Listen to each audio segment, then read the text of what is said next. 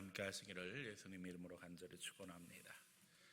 대강정 3주 주님의 은혜를 갈망하며 예배하고 있습니다. 코로나 사태로 인해서 여러 가지가 위축된 가운데 우리가 성탄의 절기를 보내고 있습니다. 그럼에도 우리의 마음이 이때 더욱 주를 의지하며 하나님을 바라보아야 할 것입니다. 감염자가 거의 1000명 가깝다는 뉴스를 듣고 있습니다. 또 더욱이 병상 부족으로 인해서 여러 가지 어려움을 겪고 있다고 합니다. 병상 확보에 대한 이야기는 이전부터 한 이야기고, 또 안타까운 것은 진단 검사를 더 많이 해서 더 많이 우리가 환자를 빨리 발견했어야 되는데 하는 아쉬움들이 있습니다. 우리가 아는 것처럼 진단 검사를 쉽게 할 수 있는 방법들이 있었는데 정부에서 이제야 그것을 허용했습니다. 그래서 숨은 환자들이 많이 있었고, 또 그것이 지역 감염으로 이어지는 상황이 되었습니다. 처음부터 교회에만 차별이 있었고 또 특별 조치를 취하더니 이제는 예견된 대로 전방위적인 확산이 진행되고 있습니다. 늘 강조하지만 코로나 사태를 통해 우리는 하나님이 인류에게 경고하시는 내용에 집중해야 합니다. 국민일보에서 전화가 왔습니다. 목사님, 국민일보에 그 설교 메시지를 좀 올려주세요. 그래서 제가 설교를 보냈는데 아마 이번 주 화요일 날 국민일보에 올라오는 것을 그렇게 들었습니다. 코로나 사태에 주시는 메시지, 그래서 늘 제가 강조하던 말씀들을 적었습니다. 인간이 생명과 안전을 갖고 정치적이나 혹은 집단 이익을 위해서 악용하는 자들이 있다면 하나님이 심판하실 것이라는 것을 기억해야 될 것입니다. 애초부터 하나님을 빼고 무언가 할 수 있다는 생각은 모든 일의 최고의 실패 원인이 됩니다. 코로나 사태에서도 인간이 영적 존재라는 사실을 망각한 채 정책을 집행하고 계획한 정부와 개인은 마땅히 그 책임을 져야 할 것입니다. 인간은 개, 돼지가 아닙니다. 영적 존재임을 잊어버려서는 안 됩니다. 유물론적인 변증법을 갖고 무신론자의 생각으로 인류를 대하고 있는 현대 공산주의자들, 사회주의자의 소행에 안타까움을 금할 수 없습니다. 그런 생각이 잘못된 것을 인정하지 않는다면 사회적 우울감, 또 공포심, 두려움은 계속 되지 않을 수 없는 것입니다. 특별히 오늘은 성서주일입니다. 하나님이 말씀으로 세상을 창조하셨고 그 말씀의 정체가 바로 성자 하나님이시며, 그 성자 하나님이 인간의 육신을 입고 세상에 오셔서 하나님의 뜻을 우리가 들을 수 있게 들려주시고 그것이 성경으로 기록된 것을 기념하는 주일입니다. 저는 오늘 본문으로 요한복음을 읽었습니다. 요한복음은 우리가 아는 것처럼 예수님의 신성을 강조하고 있습니다. 하나님이 천지를 창조하실 때 말씀으로 창조하셨으며 이 말씀이 성자 하나님이시고 이제 성자께서 육신을 입고 이 세상에 오신 분이 예수님이신 것을 요한복음이 증거하고 있습니다. 이 요한복음을 기록한 예수님의 제자 요한은 예수님과 아주 가까운 관계였고, 특별히 예수님이 십자가에서 죽으실 때 그의 어머니를 부탁함으로 예수님의 어머니 마리아를 끝까지 부양한 제자로 알려져 있습니다. 예수님의 어머니를 자기 어머니처럼 모시면서 생활한 요한이 예수님을 하나님의 아들이라고 어떻게 고백하며 그 사실을 위해 목숨을 걸 수 있었을까요? 예수님의 어머니를 자기 어머니처럼 모신 사람입니다. 다시 말하면 예수님이 마리아에게서 태어났다는 것을 너무나도 잘 알고 있던 요한이 어떻게 예수님을 하나님의 아들이라고 증거하는 일에 목숨을 걸 수 있었을까? 이것은 사실 깊이 생각할수록 충격적인 일입니다. 본문은 설명합니다. 예수 안에 생명, 예수 안에 생명, 예수 안에 생명, 예수 안에 빛, 예수 안에 진리가 있었다는 겁니다. 이제 성령은 우리에게 이 귀한 말씀으로 우리를 새롭게 하심으로 역동적인 삶으로 오늘도 우리를 초청하고 계십니다. 성령의 인도하심 속에 귀 기울이기 원하며 그 말씀 속에 들어가기를 원해서 오늘 말씀 증거합니다. 이 말씀 증거할 때에 우리 모두에게 주의 은혜가 넘침으로 말미암아 말씀으로 새롭게 하시는 귀한 은혜가 넘치기를 예수님 이름으로 간절히 축원합니다. 첫 번째, 세상이 말씀으로 창조되었음을 기억하자는 것입니다. 태초에 하나님이 말씀으로 세상을 창조하셨습니다. 헬라 철학자들은 노고스라는 단어를 사용했는데 우리 성경에서 말씀으로 번역되고 있는 단어입니다. 이 로고스는 헬라 철학에서 천지의 원리 혹은 절대 정신으로 번역되기도 합니다. 예수님이 창조의 절대 기준이 되셨다는 것입니다. 물론 제자들이 말하는 예수님은 성육신을 입고 예수님이 이 세상에 오시기 이전부터 계셨던 성자 하나님을 이야기하는 것입니다. 우리는 인간의 언어가 영향력이 있다는 것을 너무나도 잘 알고 있습니다. 긍정적인 말을 하게 되어지면 긍정적인 역사를 이루게 되어집니다. 부정적인 말을 하면 부정적인 역사를 만들어냅니다.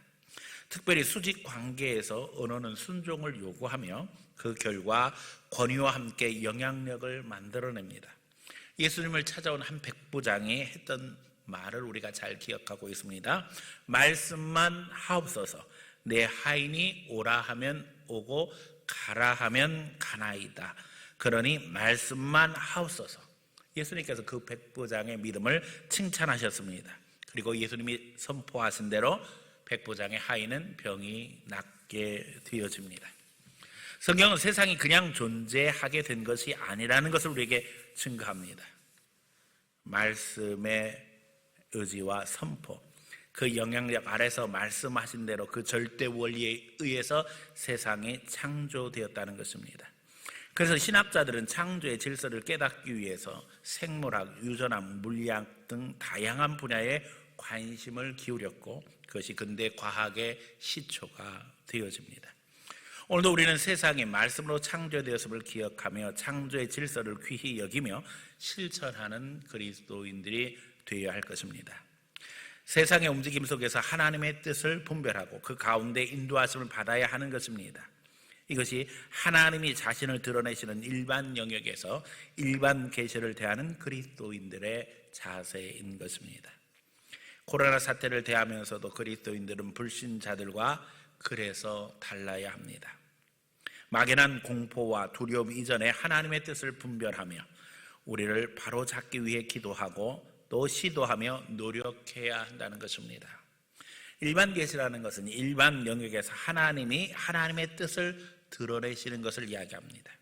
예를 들면 자연현상, 또 역사, 사회 조직과 질서, 사회 현상, 정치, 경제 모든 영역에서 하나님은 하나님의 뜻을 드러내시면서 하나님의 주권을 모든 사람들에게 선포하신다는 것입니다. 믿음 없는 불신의 시대, 특별히 무신론이 판을 치고 있는 시대에는 하나님 없이 인본주의적인 생각으로 이 코로나 사태를 대하는 것을 우리는 보고 있습니다. 그래서 방역 잘하면 이 위기가 잘 지나갈 것처럼 우리를 착각하게 만듭니다. 우리 생각이 달라져야만 합니다. 선하신 하나님과의 관계 속에서 해결해 나가야 합니다. 사랑의 하나님을 신뢰함으로 우리의 잘못된 것을 고칠 수 있는 계기를 삼아야 합니다. 그렇지 않으면 문제는 계속될 것입니다. 대통령을 바꾼다고 해서 문제가 해결되는 것이 아닙니다. 정권을 바꾼다고 해서 문제가 해결되는 것이 아닙니다. 외국으로 이민 간다고 해서 문제가 해결되는 것이 아닙니다. 하나님과의 관계가 분명해야지만 이 문제가 해결될 수 있다는 것입니다. 우리가 아무것도 안 하고 있으면 전염병이 멈추고 코로나 사태는 진정될까요? 지금까지 그렇게 살지 않았습니까? 사람들이 숨을 죽이고 활동을 제한하고 또 심지어는 예배까지도 제한을 받으며 살았습니다. 그렇게 살았는데 왜 전염병은 멈추지 않는 걸까요? 우울증과 공포심, 두려움, 자살의 위험은 누가 책임질 수 있을까요? 이런 사태를 만든 정부는 어떤 책임을 질 수 있을까요? 우리 그리스도인들은 달라야 합니다. 하나님을 신뢰함으로 말미암아 긍정적인 생각으로 긍정적인 말씀이 성자 하나님을 통해서 증거되어지며 이제는 이 긍정적인 파장을 만들어내서 세상을 변화시켜야 될 줄로 믿습니다. 하나님은 이미 우리가 아는 것처럼 사람의 몸속에 면역체계를 만들어 놓으셨습니다. 바이러스가 들어오면 항체를 만들도록 만들어 놓으셨습니다. 결국 백신을 만들 수 있는 근거도 거기에 있습니다. 백신에 대한 이야기들이 많이 부정적으로 지금 이야기되고 있습니다. 그러나 백신에 대한 생각도 마찬가지입니다. 치료제에 대한 것도 마찬가지지요. 긍정적인 생각을 가지고 우리가 긍정적으로 판단하고 행동해야만 합니다. 우리는 사랑의 하나님을 믿기 때문입니다. 심지어는 확신에 대한 부분도 긍정적으로 해야만 합니다. 하나님께서 지금까지 인류를 지키시고 보호하셨습니다. 많은 바이러스들이 출현했지만 그때마다 인류는 이길 수 있었습니다. 하나님 인간에게 주신 능력이 있기 때문입니다. 하나님을 신뢰함으로 말미암아 이제는 말씀 속에서 우리를 새롭게 하고 하나님 바라봄으로 말미암아 긍정적인 말로 긍정적인 능력을 선포하는 가운데 예수께서 말씀으로 세상을 창조하셨던 것처럼 우리가 허락받은 환경 속에서 하나님의 은혜 가운데 우리 모두를 새롭게 하고 그 가운데 인도하심 받을 수 있는 귀한 성도가 되어야 될 줄로 믿습니다. 두 번째, 성육신 하신 말씀 하나님을 묵상하자는 것입니다. 예수님은 성육신 하신 하나님이십니다. 성육신 하심으로 우리가 우리의 언어로 하나님의 말씀을 듣게 하셨고 또 하나님과 교제하게 하셨고 하나님의 말씀을 이해하게 하셨습니다. 본문이 증거하는 것처럼 생명이 되시고 빛이 되시고 진리가 되셔서 우리와 오늘도 함께하고 계십니다. 예수님의 사역이 없었다면 우리는 구원에 대해서 알지도 못했을 것이고 예수님의 십자가가 없었다면 우리는 아직도 죄인으로 심판의 대상이 된 채 저주 가운데 살 수뿐이 없었을 것입니다.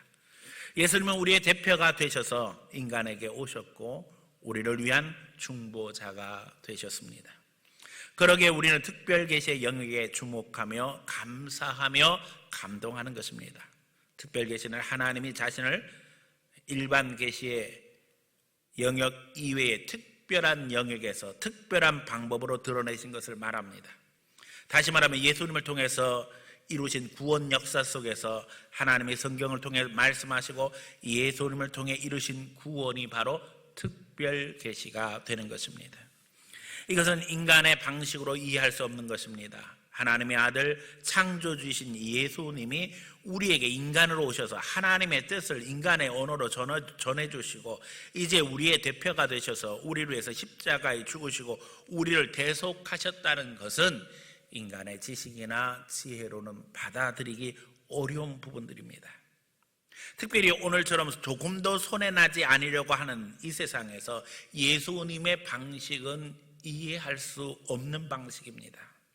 우리 생각에는 너무나도 바보스럽고 너무나도 우리와는 다르기 때문입니다. 그러나 주님은 오늘도 주님의 방식으로 세상을 새롭게 하시기 원하고 그것을 통해서 믿음의 역사를 이루어 나가기를 원하십니다. 지난 금요일 저녁 말씀을 다시 한번 생각해 보기 원합니다. 이제 사무엘 상이 끝나고 사무엘 하를 시작했습니다. 사울은 죽고 다윗의 시대가 열렸습니다. 사울이 죽은 후에 아말렉 청년은 자기가 사울왕을 죽였다고 사울의 왕관과 팔찌를 증거로 들고 다윗에게 옵니다. 그는 내심 상을 기대했습니다. 내가 사울을 죽였다고 하면 다윗이 내게 상을 줄 것이다. 아마 모름지기 보통 사람 같으면 그 아말렉 청년에게 상을 주었을 것입니다. 그러나 다윗은 그렇게 하지 않았습니다. 다윗은 오히려 아말렉 청년에게 사형을 내립니다. 다윗은 사울과 요나단의 죽음을 애도합니다. 이해되지 않는 부분이죠. 사울과 요나단의 죽음으로 말미암아 다윗의 세상이 되었습니다. 이제 다윗이 왕이 될 차례가 되었습니다. 어떻게 생각하면 아말렉 청년이 고맙지 않겠어요? 그런데 다윗은 그렇게 생각하지 않습니다. 네가 어찌해서 하나님의 기름 부음 받은 자를 죽였느냐? 그 죽음에 대해서 너는 책임을 져야 될 것이다. 그는 먼저 하나님을 생각했습니다. 사람을 바라볼 때마다 그 사람을 보는 것이 아니라 그 사람 배후에 역사하시는 하나님을 볼 수 있는 성도들 되시기를 축원합니다. 다윗은 사울을 볼 때 사울을 본 것이 아니라 사울에게 기름 부으신 하나님을 기억했습니다. 그러기에 참고 인내할 수 있었습니다. 그러기에 결국 하나님은 다윗을 왕으로 들어 쓰시는 겁니다. 오늘 우리 시대는 인간적인 생각들이 판을 치고 있습니다. 하나님을 보지 못하고 눈에 보이는 것들만 평가하고 판단하고 생각합니다. 하지만 이 성서주일 예수님의 방법으로, 성경적인 방법으로 우리의 생각과 행동이 바뀌기를 원합니다. 하나님이 원하시는 것이 무엇인가를 묵상하며 하나님과 동행하는 성도들 되시기를 축원합니다. 세 번째, 성령으로 조명하심을 감사하자는 것입니다. 구약엔 선지자들이 성령 주심으로 하나님을 깨닫고 또 하나님의 말씀을 전달했습니다. 그러나 신약 시대엔 누구에게나 성령 주심으로 깨닫게 하시고 증거하게 하셨습니다. 성령은 구원의 역사를 역동적으로 깨닫게 하시고 지금도 계속되게 하시는 것을 우리는 알고 있습니다. 지금도 성령을 통해 말씀으로 역사를 새롭게 하시고 또 이제는 성령을 통해서 말씀 속에서 주님을 만나게 하시며 증거하게 하시며 감격 가운데 우리를 인도하십니다. 성령은 우리 안에 역사하심으로 우리를 새롭게 하실 뿐만 아니라 주의 은혜 가운데 살아가게 하십니다. 그래서 우리가 함께 예수 안에서 모이게 하시고 하나님을 더 사모하게 하시고 감사하게 하시고 믿음으로 살게 하시고 예배하게 하신다는 것입니다. 요즘처럼 도전이 많을 때에도 성령은 우리와 함께 하심으로 말미암아 우리가 신앙을 지켜나갈 수 있도록 우리를 돕고 계십니다. 특별히 말씀을 통해서 우리에게 은혜를 누리게 하십니다. 말씀을 읽을 때마다 성령은 우리에게 감동하시고 깨닫게 하십니다. 그 말씀이 기록되어진 말씀일 뿐만 아니라 내 말씀이 되게 해주시지요. 그래서 아브라함의 이야기가 내 얘기가 되게 해주시고 이삭의 이야기가 내 얘기가 되게 해주십니다. 그것을 통해서 감동하게 하시고 하나님의 역사하심을 깨닫게 하십니다. 특별히 예배를 통해 하나님을 만나게 하시고 그 가운데 성령의 인도하심을 받게 하십니다. 그 가운데 치유받게 하시고 그 가운데 응답받게 하시고 회복되게 하시는 것이 성령의 역사입니다. 우리가 개돼지가 아니라 영적 존재로 하나님의 존귀한 자녀임을 깨닫게 하시며 그 가운데 하나님을 바라보게 하십니다. 개돼지는 예배에 나오지 않아도 됩니다. 왜요? 그럴 자격이 없기 때문입니다.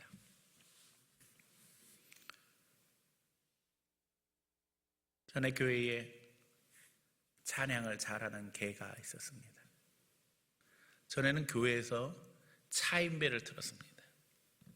종을 치던 교회들이 어느 시대부터인가 차인배를 틀었지요.